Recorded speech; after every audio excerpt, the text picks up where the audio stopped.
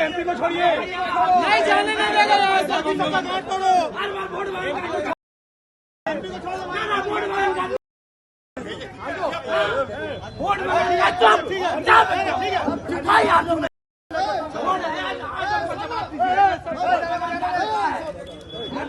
कोई टाइम है भैया कोई टाइम है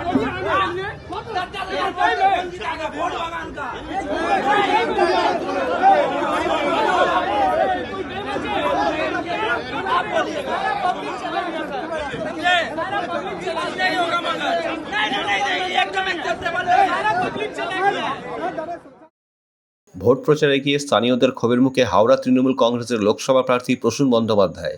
বালি বিধানসভা এলাকায় ভোট বাগানে ভোট প্রচারে ইফতার পার্টিতে যোগ দিতে গিয়ে ক্ষোভের মুখে তিনি। শুক্রবার সন্ধ্যায় হাওড়ার সাংসদ তথা তৃণমূল কংগ্রেসের হাওড়া সদরের প্রার্থীর সামনেই বিক্ষোভ স্থানীয়দের। এলাকায় দেখা যায়নি প্রসূন ব্যানার্জিকে, সেই অভিযোগেই সাংসদের সামনে বিক্ষোভ। গো ব্যাক স্লোগান, দলীয় নেতৃত্বের সাহায্যে থামে বিক্ষোভ। বিধায়ক ফোনে জানান এই ঘটনাটা পূর্ব পরিকল্পিত, কেউ বা কারা এই ঘটনাটা ঘটিয়েছে তদন্ত করে দেখা হচ্ছে। সারাদিন একসঙ্গে প্রচার করার পরেও কোনো রকম গণ্ডগোল হয়নি। ভোট বাগানে কেন হলো, কিছু প্রমোটার এবং স্থানীয় লোককে চিহ্নিত করা হয়েছে। কোন উদ্দেশ্যে এই ঘটনা ঘটালো খতিয়ে দেখা হচ্ছে এবং উচ্চ পর্যায়ে দলীয় নেতাদের জানানো হয়েছে। হ্যাঁ, গতকাল আমাদের প্রার্থীকে নিয়ে দিনভর কর্মসূচি ছিল, ঠাসা কর্মসূচি। তো সেই করতে করতে আমরা ওই যা হয় আর কি, একটা জায়গায় আমাদের একটা ইফতারের অনুষ্ঠান ছিল, সেখানে পৌঁছতে অল্প দেরি হয় প্রার্থী। তো সেখানে পৌঁছে দেখি আগে থেকেই 4-6 জন ওখানে স্থানীয় ছেলে, তারা মানে গো ব্যাক এমপি, হ্যাঁ আসার দরকার নেই, দেরি করে এসেন, হ্যান ত্যান, এইভাবে দেখছি এমপিকে হেনস্থা করছে। তো তখন আমি এগিয়ে যাই, কারণ এমপিকে নিয়ে আমি ঘুরছি। হ্যাঁ, এমপি, আমি বললাম তোরা প্রার্থীকে আসতে দিবি না।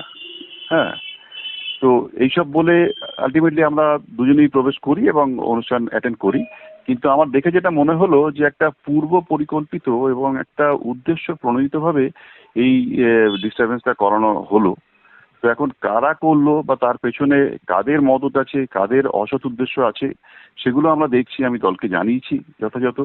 হ্যাঁ, এবং ভোটের আগে বুঝতেই পারছেন এই দলকে কালিমালিপ্ত করার জন্য কারা দলবিরোধী কাজ করছে, সেই বিষয়টি আমরা খতিয়ে দেখছি এবং খুব তাড়াতাড়ি একটা আশা করি কোনো সিদ্ধান্তে পৌঁছানো যাবে। হ্যাঁ, তবে যাদেরকে দেখা গেছে, হ্যাঁ তাদের মধ্যে দেখা গেছে যে এরকম আমাদের